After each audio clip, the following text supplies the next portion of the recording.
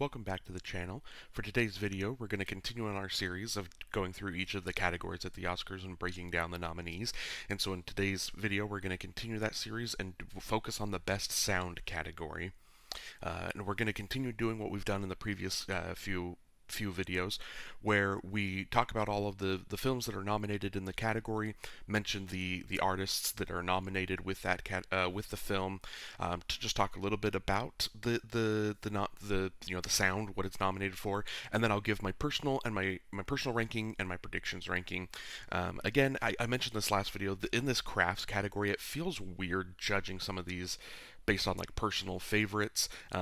Because that's all great work. Last, visual effects was the last one. This one, kind of the same thing with, sound design. It feels, it's all great work. So it's hard to kind of judge personally, but we're just going to continue with that since that's kind of been the parameters that I've set for this series. It's also worth kind of pointing out in this category for those of you, I guess this is more for people that are maybe familiar with the Oscars a while ago, but maybe it's been a while since you've kind of kept up, that this is the category that there used to be two separate Oscars. There used to be the sound editing Oscar and then the sound mixing Oscar.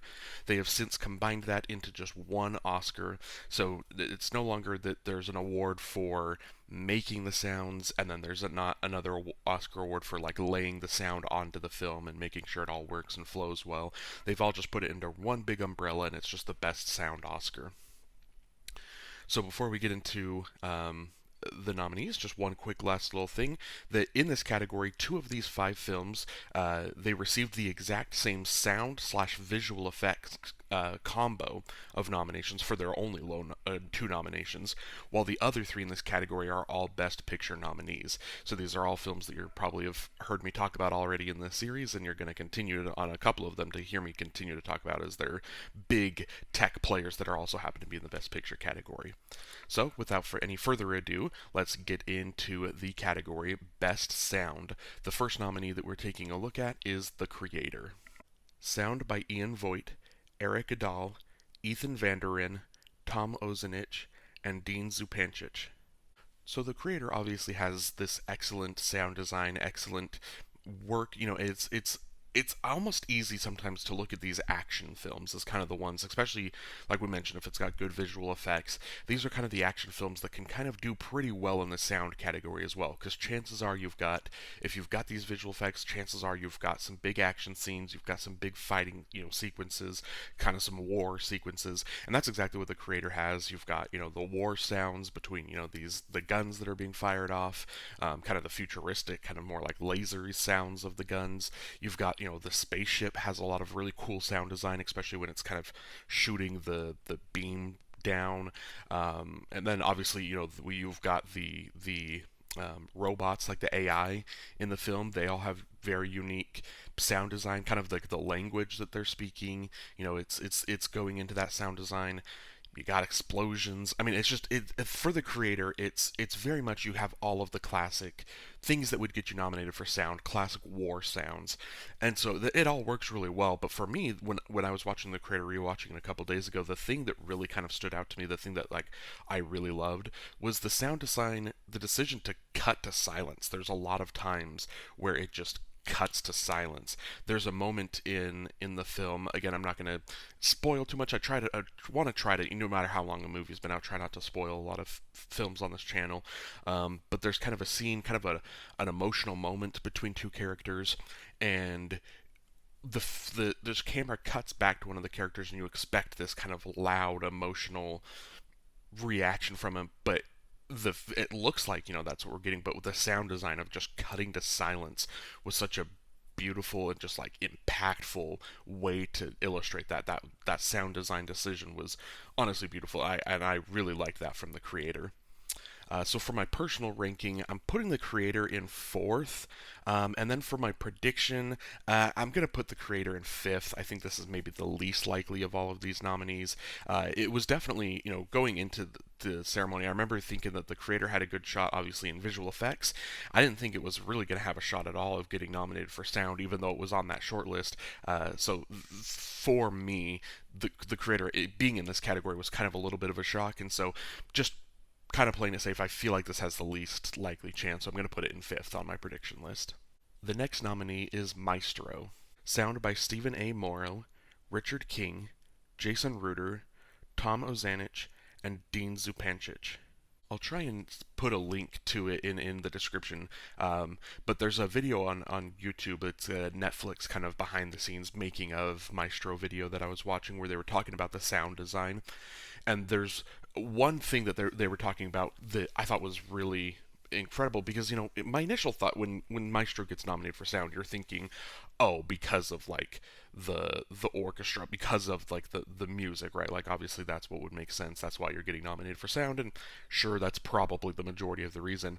So I watched this video, kind of being like, oh, I wonder if there was like other things that the sound design team did that was worthy of this nomination. And in this video, the sound designers, they were kind of talking about a one scene in particular, and so I'll try and remember to make sure to put that link in the video because I want you to go see it. But it was a shot where Carey Mulligan and Bradley Cooper's characters, they're just outside and they're having a conversation, and them breaking down the sound design decisions that they made within this just outdoor conversation kind of blew me away. And that's, for me personally, that's some of my favorite like filmmaking, especially in these craft categories, is if it's done so well that you don't even really think about it when you're watching the film. It's just kind of part of the film. It just flows in so well that you're just like, it's just so impressive that it almost doesn't stand out, which is kind of sounds counterintuitive, sounds backwards, but that's sometimes, especially in some of these craft categories, that's how you can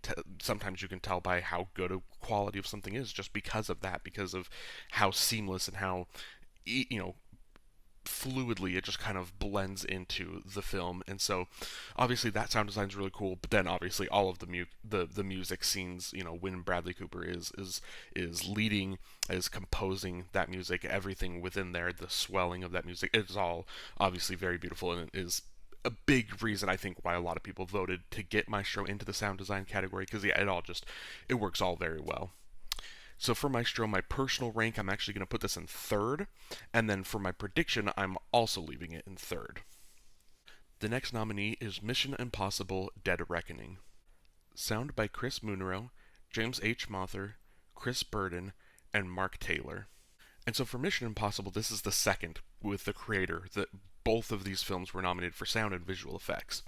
And so it's kind of weird talking about these, especially in back-to-back videos, because the scenes where I'm going to talk about the good sound design is the same scenes that I'm talking about where there was great visual effects that were coming into play. So obviously the car chase sequence with Tom Cruise and Haley Atwell's characters, and then the train scene at the end, obviously the big kind of final set piece, that whole train sequence, because obviously from the outside you've got different kind of sounds going on with the train, and then kind of just the outside, the nature of it. But then inside the train, you're going to get different sound design with all of kind of the people, the different conversations that are going on, and then again, I'm not going to really talk about what's going on inside this train, but later on as things start happening, the sound of everything that's happening in there is it just amps up the tension. It amps up the excitement. That sound design is done really well to really just make that the climax, the finish of this film, as satisfying as it could be. But for me, when I was rewatching this a couple days ago as well, the thing that really stood out for me with like the sound design is the parachuting scene with Tom Cruise. And I don't think this is much of a spoiler because was kind of one of the lead things they were marketing with, was that stunt of Tom Cruise flying off the side of the mountain and then parachuting down. And in the trailer they kind of just show you a little bit of a tease of it, or in some of the teasers they've posted online.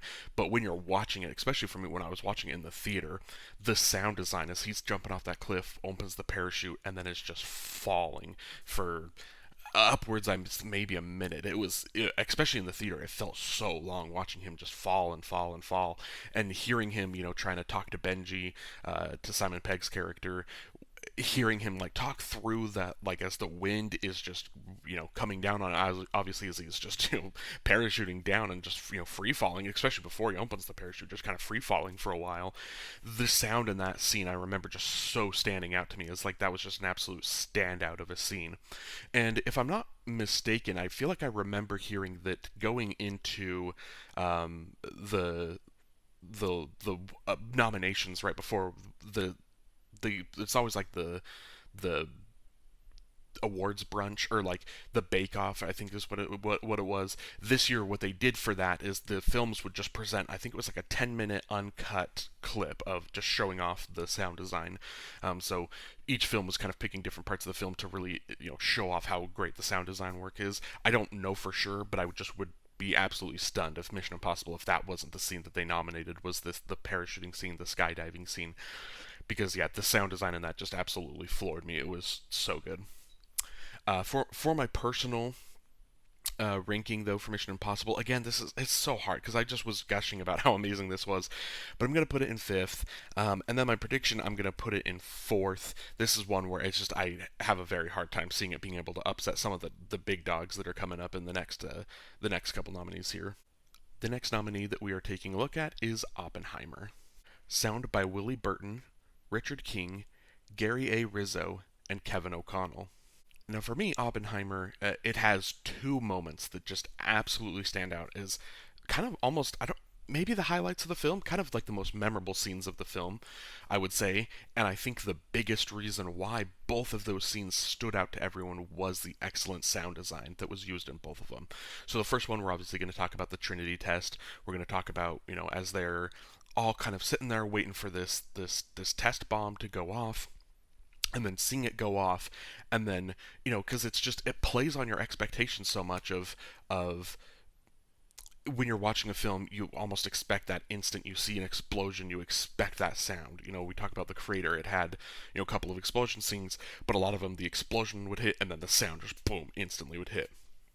But with Oppenheimer, throughout the film, they're kind of breaking down a lot of the science of this. Obviously, you've got scientists that are working on this bomb, and I remember there being some lines of dialogue talking about like how long it would take you to hear the sound based on how far away the bomb is or how big the bomb is, and so I remember them kind of already talking about that in the film. So I was waiting for it when it happened, and then it happens. The test bomb goes off, and then it's like 30-45 seconds of just like pure silence as you're seeing cutting to people's faces as they're watching, um, and you're sitting there. I remember in the theater just sitting there so like nervous, just intently waiting for that explosion sound to finally hit, and then it does, and it just created this super memorable scene of the movie.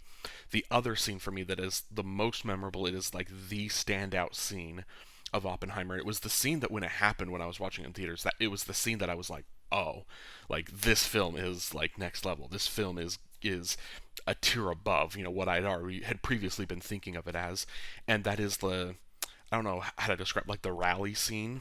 It's the scene where everyone's in the bleachers, and Cillian Murphy is kind of giving his speech to the crowd. And again, I'm not gonna spoil anything here. Hopefully, you've seen Oppenheimer by now.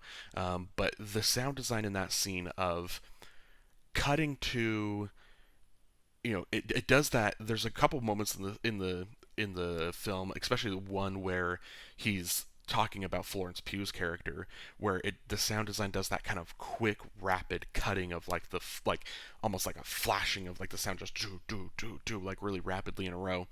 The rally scene brings that kind of theme back, that motif back of just the rapid cutting sound design, but it also mixes it in with like footsteps, like stomping on the bleachers, and it does this excellent job of like blending in what's really happening in this moment versus what's going on in Oppenheimer's head as he's processing what's happened, and he's trying to like be this one figure, but while inside he's going through this, he's beginning his moral dilemma of processing of what he's done. And it's that anxiety of kind of rapid fire, the sound design in that scene of just creates this tension, it creates this like unease, and it just really created one of the most like haunting, like upsetting scenes in cinema over in 2023, especially from a film that's not like a horror movie. Like it's not set out, it's this drama, but it really had one of the ultimately, I guess, one of the scariest kind of just like upsetting scenes, and it was all 100% due to the sound design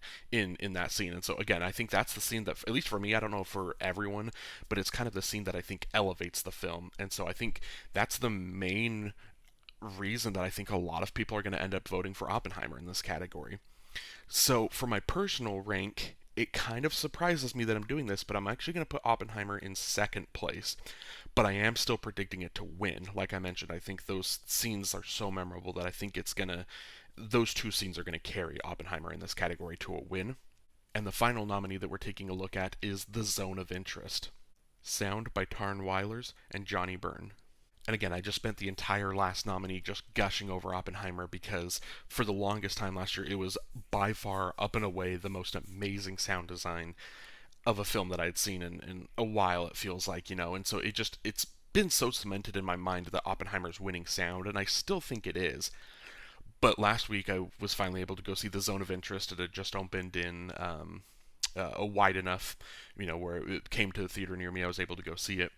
And when I tell you that the sound design in The Zone of Interest is so intense, and it's like I talked about that scene in Oppenheimer of how that sound design makes you uncomfortable, makes you uneasy, and it's so impressive when they do that. And like the way that it was able to control your emotions like that for that one scene is so memorable. The Zone of Interest, it's that stretched throughout the film. For those of you who maybe haven't seen, when I was talking about the Zone of Interest in the Best Picture video that I did a couple days ago. The Zone of Interest, it's a film about a family of Nazis living right outside the concentration camp, right outside of Auschwitz. And it's pretty much, it's kind of like a day in a life type movie where you're just kind of following this family, obviously for multiple days, but you're just kind of following this family. And at no point in the film do you ever really go over the wall. You never really go into Auschwitz, but they live right next door, like they share a wall. And so even though you never go over, you hear everything that's happening just over that wall. And it's just so haunting, and it's so upsetting to be watching this family just living, obviously taking place in Germany, but living the all American life, if you will, just like the values of this perfect family, and the father goes to work, and the wife stays home and takes care of the family, and the kids are all happy, and they think they live in this good neighborhood, and they're building a life here, they're building a family, this is their home, and it's just these kind of those typical values, while just atrocities are happening right outside your view, and so you don't see it, but you hear it. And that to me is just the most haunting use of sound design, of painting a picture in our head but not showing us. It truly is just, it was memorable, it was remarkable, and it's upsetting. And so for a lot of people, that's kind of one of their takeaways of The Zone of Interest, is just how upsetting it is and how uncomfortable at times the viewing experience is. And you'll hear a lot of people say that they really appreciate this movie, but they can't really go as far to say that they love it, and they can't really say that they're excited to ever really rewatch it again. I think there's a lot of people that they'll see this one time and they'll never go back, and they'll remember it. It sticks with you. You're going to remember the film, but a lot of people aren't going to feel the need to really go back and watch this again. And I think a lot of it is due to that, just like that haunting sound design. And while we're talking about the sound design, I also want to mention the score here. 100% should have been nominated. It should have gotten an Oscar nomination. But in terms of, because there's not really a whole ton of score. The opening, kind of the beginning of the film has score, the end of the film has score, but throughout the film, the only score that's really there the rest of the time is just kind of this like haunting noise. It's kind of this like low tone noise that just kind of plays a couple different times, and every time it does, it's just this. It's another, like, it's not necessarily the sound design that's happening over the wall, but it's just another. It's a different form of like sound design to just again make you uncomfortable, and just kind of makes it really eerie. This kind of dark, disturbing sound. It really just, the whole sound design really puts you in a mood while you're watching this film, that just, it's upsetting. And the fact that sound design is the thing that could make you so uncomfortable and like impacted so much in a movie like this is truly remarkable. So for that, I am putting The Zone of Interest in one, is my favorite sound design of the year, but I am going to predict it to be the runner-up to Oppenheimer. And that's it. Those are the nominees for Best Sound Design at the 2024 Academy Awards. Let me know down in the comments what what film you are rooting for, what film you think is gonna win, and any films that you think that should have been in this category that ultimately didn't make it. And again, as always, let me know in the comments as well what other categories you want to see me do a breakdown next. Again, I kind of already have kind of like a list kind of going of what categories I'm looking to tackle next and kind of when I'm releasing them. But if there is any recommendations, if there's any categories that you want to see, I'll try and move them up if need be. But that's it for this video, and I hope you guys are having a great day.